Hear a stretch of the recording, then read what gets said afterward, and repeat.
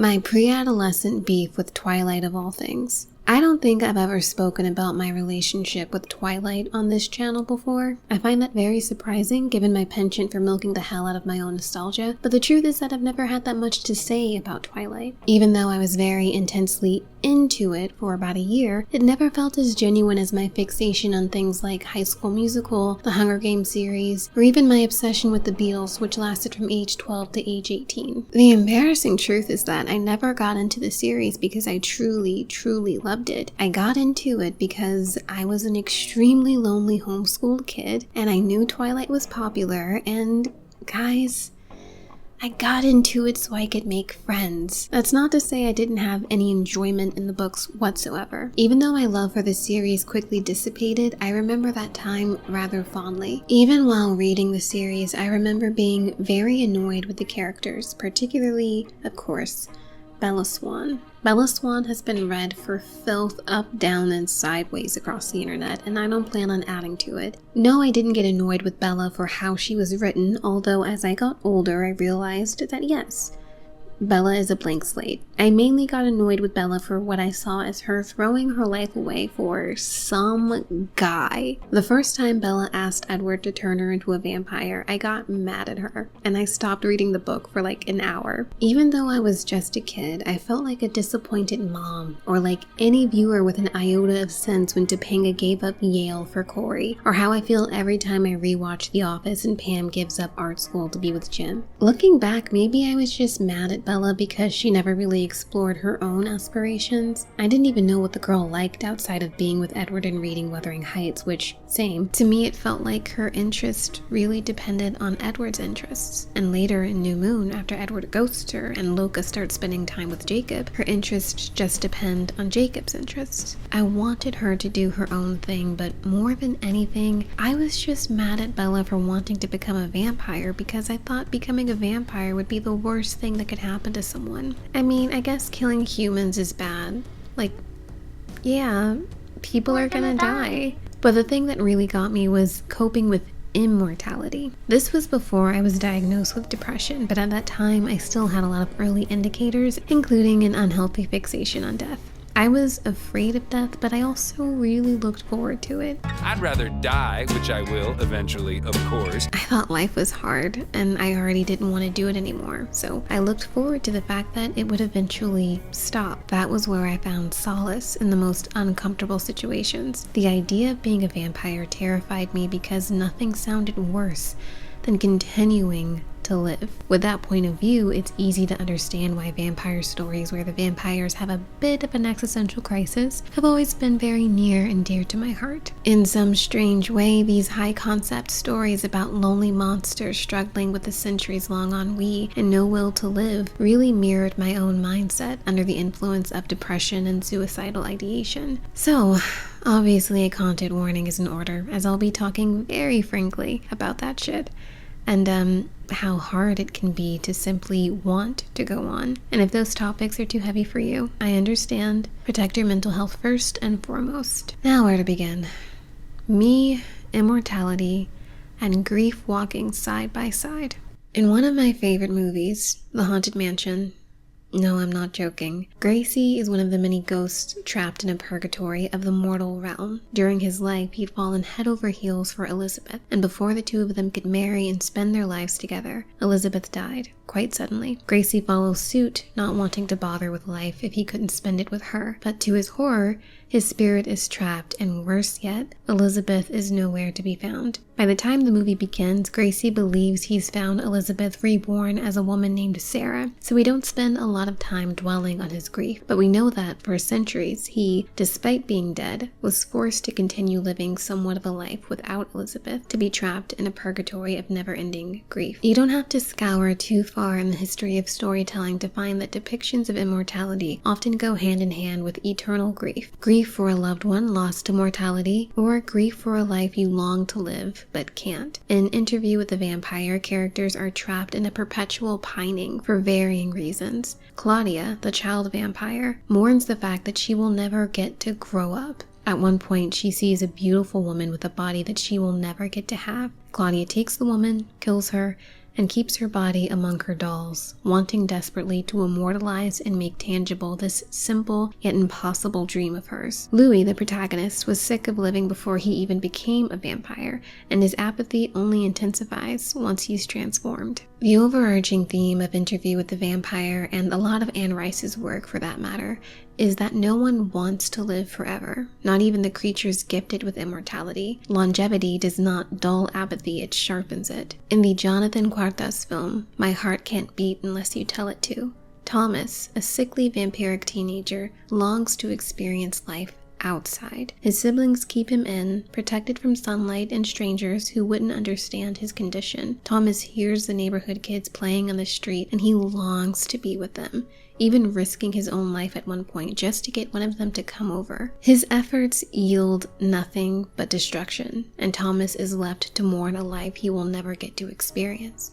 constantly on the inside, looking out. For Thomas, eternal ennui isn't the problem, not in the ways we see it play out with characters like Adam from Only Lovers Left Alive, who we will most definitely be getting to. Thomas hasn't experienced enough of the world to be bored by it. His world is small, confined to his childhood home with his siblings. The outside world, a green light just across the water, one that he can never reach. It is the isolation, more than anything, that gets to Thomas. His siblings don't get it, they can't, because although they make their own sacrifices to take care of him, foregoing romantic pursuits and casually committing murder, they can never understand what it's like to be him and to be so restricted. Thomas begs for some shift in the monotony, but to no avail. The desperation for connection is the most human element in all of these stories. In Nosferatu the Vampire, Werner Herzog's reinterpretation of the infamous tale, Herzog deepens the sympathetic eye on Dracula's narrative by focusing on the loneliness of immortality. Dracula's obsession with Lucy comes to a head when he begs her to love him the way she loves Jonathan. He doesn't want a victim, he wants a companion. But the thing about monsters, especially vampires, is that the pursuit for companionship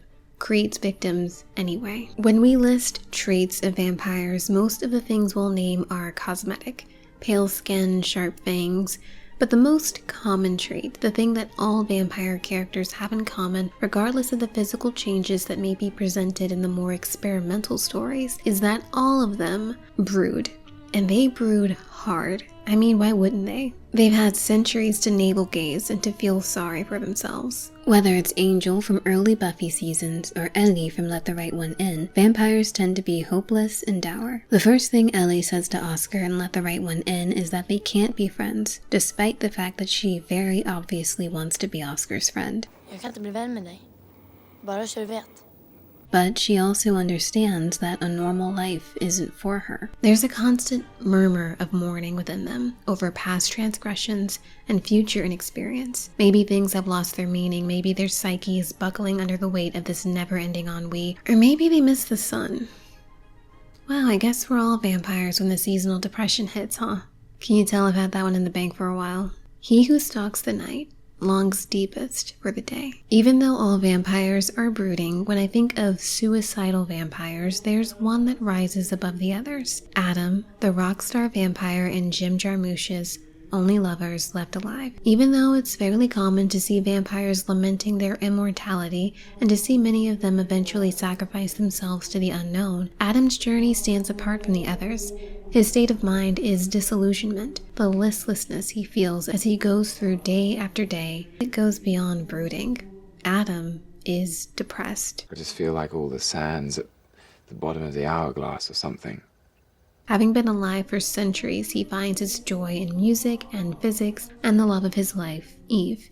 In the age we find him in, he's a mysterious musician who makes what he calls funeral music and what fans call goth rock. But even music making stops bringing him joy. He's disappointed in what the world has become. He's lived for so long and he's never seen anything get better. There are no silver linings and no future to be hopeful for. Unlike previous vampires we've seen fall victim to eternal ennui, Adam's depression and his disillusionment with the world is not only about having seen too much, he's also disappointed and disgusted with what human beings have done to the world and to themselves in the process. So destructive is humanity that Adam doesn't even think of them as human beings. He calls them zombies. Can't you tell your wife what your problem is? It's the zombies and the way they treat the world. Adam also acknowledges how the world burning, metaphorically and literally, is a reason to not go on.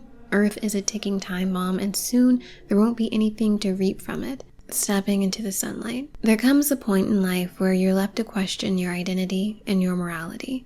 At some point, many of us will ask ourselves, am I a good person? When we see vampires asking themselves this question, some of them grow so disillusioned with what they've become that walking into the sunlight is the only solution. After Thomas realizes what it takes for him to continue living, that his presence means other people, innocent people, have to die. After he sucked the blood from his lifeless sister's body, Thomas no longer wants to be.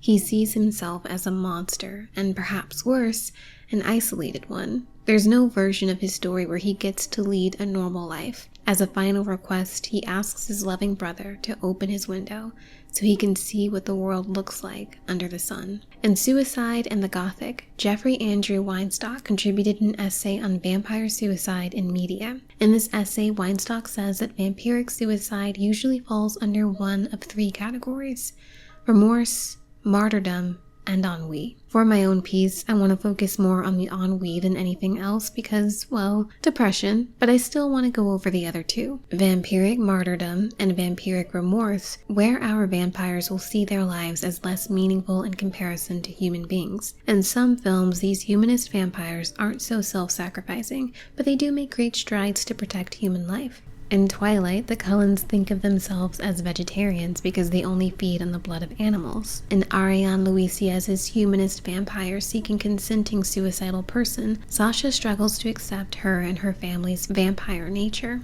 unable to view herself as anything other than monstrous. Sasha's perspective is unique because while we tend to see vampires struggling with their nature, it's usually just after they've been turned and can't come to terms with their new identity. Sasha, on the other hand, has grown up in a family of vampires, but was traumatized by the death of a clown at her birthday party. Being able to converse with and laugh with a human made watching her family feast on his body a life-altering event. She abstains from hunting humans on her own, instead living on bags of blood provided by her parents. An ethical vampire, she struggles to survive on her own without compromising her humanist values. Other vampires struggling with their nature aren't so kind to themselves. In Bill Gunn's Ganja and Hess, anthropologist Hess Green is infected with a ceremonial dagger and transformed into a vampire. Hess tries to come to terms with this new reality, even successfully siring another character, Ganja, who becomes his companion. But in the end, he's unable to live with himself and with what he's done. In the ultimate act of self-sacrifice, Hess meets his end by standing in front of a cross. The strongest parallel to Ganja and Hess is Park Chan-wook's 2009 film, Thirst, which follows the priest Sang-hyun, who is much like Hess, infected with vampirism, this time through a blood transfusion. Sang-hyun nearly takes his own life after feeding on the blood of a comatose patient, but instead tries to learn and grow in this new life in a way that is ethical. That all changes when he falls in love with Taeju. Their love affair is tumultuous and violent, culminating in Taeju being sired and the deaths of 3 different people. By the end, Sang-hyun has become the very thing he feared, and he chooses to sacrifice himself and Taeju as the sun rises on them. In 30 Days of Night, Eben, an average man, makes it his mission to protect his town from a fleet of vampires who have taken over while the area is plunged into darkness. In the end, the only way he can defeat them is to become a vampire himself. After all is said and done, he can't live with himself being the same as the monsters who destroyed the town. So he enjoys one last sunrise, and as his body reduces to ash, order is restored. In stories like these, the lives of human beings are generally considered to be more valuable than the lives of the undead. As a kid, when I watched films like these, I related to the vampires a little too much. I may not have been a blood-drinking, flesh-slicing nightwalker preying on unsuspecting people, but I felt like a monster. Much like Thomas, I felt I was not only missing out on life, but that maybe life wasn't for me to live. I may have wanted it, but that didn't mean I deserved it, or that I belonged with everyone else. The scene wherein Thomas risks his life by flying a paper airplane out to one of the kids playing on his street struck identical feelings in me as when I was a lonely, homeschooled child, desperate to make real connections but unsure of how to go about it. This feeling of isolation only made me harder on myself. I was the monster who needed to die so that order could be restored. Moving away from remorse and martyrdom, vampire suicides due to ennui were far less tragic and deeply immersed in the idea of immortality simply being unnatural. With a character like Adam, who has been alive long enough to pen symphonies for Beethoven and watch climate change take hold of the planet, there's no motivation for much else. He's been everywhere there is to visit in the world. He's enjoyed arts from all cultures. He's done everything there is to do, and now there's nothing left but to fade away. Jeffrey Weinstock writes, narratives of vampire suicide as a consequence of ennui amplify the message that immortality is a curse rather than a gift. Far from being something to covet or aspire towards, immortality instead drains meaning from existence. Life is for the living, such narratives seem to say, and human beings have an obligation to cultivate an attitude receptive to the wonders of the world and to facilitate harmonious coexistence. Otherwise, we are committing a kind of suicide ourselves, and are as good as dead already. In preparation for his death, Adam has his aide, Ian, rest easy Anton, get a hold of a wooden bullet. Even in his brooding, Adam sets himself apart. The sunlight doesn't even interest him enough to want to give it one last glance. He meticulously plans his exit, but his plans become much less appealing when Eve, the greatest love he's ever had, travels to Detroit to be with him during his time of need. It's Eve who tells him that while looking inward is beneficial, too much time in one's own head just blots out the beauty of everything else. How can you have lived for so long and still not get it? This self-obsession, it's a waste of living. In reconnecting with Eve and a bunch of other violent things that happen that I won't get into, Adam finds that death seems a lot less appealing. After all, there is still so much laughter to be had. It was only Lovers Left Alive that first challenged my perspective when it came to these stories about vampires going through this. For a person who related way too much to vampires, I unknowingly internalized these stories. I saw myself as the monster, and for me to meet my end would mean doing one last good thing for everyone around me. I know it sounds absolutely ridiculous, but when I tell you I saw too much of myself in them, I mean it. And I want to clarify that just because I took these stories a certain way doesn't mean these are bad or irresponsible, because in the end we're not just talking about the art itself, but what we're taking away from it. And what I took from it at that age was that the isolation I felt, the purposelessness of life, the constant ennui, the unwillingness to leave my bed, meant that the only thing I had to look forward to was the end, whether I met it naturally or I moved the date up myself. For a long time, I didn't like Only Lovers Left Alive. Not because it was bad, it's a great film, but I wanted another story to tell me that the solution I sought was the right one to take, that it would be an objectively good thing. I wanted to see Adam use that wooden bullet, as fucked up as it sounds, and when he didn't, I felt betrayed. I was neck deep in undiagnosed depression and in the dramatic throes of teen angst. So when Eve called Adam's quest a self-obsession and a time waster, I took it as a dig at me. It took years and a lot of therapy for me to not take it so personally, to see and appreciate what a beautiful and lovely film it is, and to understand both Adam's perspective and Eve's. And while I don't believe it does any good to tell someone with depression that they just need to dance or go for a walk, I still kind of understand Eve, almost as much as I understand Adam feeling as though all the sand is at the bottom of the hourglass. It's not as simple as choosing happiness, because that beast on our backs will still be there at the end of the day. It's a beast I battle every day I wake up, a battle between getting busy living and getting busy dying, a battle between ennui and excitement, a battle between, well, Adam and Eve. And I'm still holding out to see who wins. It's a funny twist of fate that so many of these vampire films see characters finding their humanity only after it's taken from them. It's only after spending centuries living in the dark that Louis can appreciate and even miss how it felt to have his skin kissed by the sun. Many of us lament the daily grind of so-called adulting, but the idea of being like Claudia, trapped as a child forever, sounds like a hellscape in itself. It's only after being made to live forever that vampires come to appreciate the finite nature of life and the beauty of death. When I watched these movies as an angsty teen, all I could see was my own unhappiness reflected back at me. Now when I watch them, I still see the same, but instead of leaving me with the certainty that erasing myself would be for the greater good, I'm left to question what walking into the daylight means to me. To burn to ash, or to be kissed by the sun.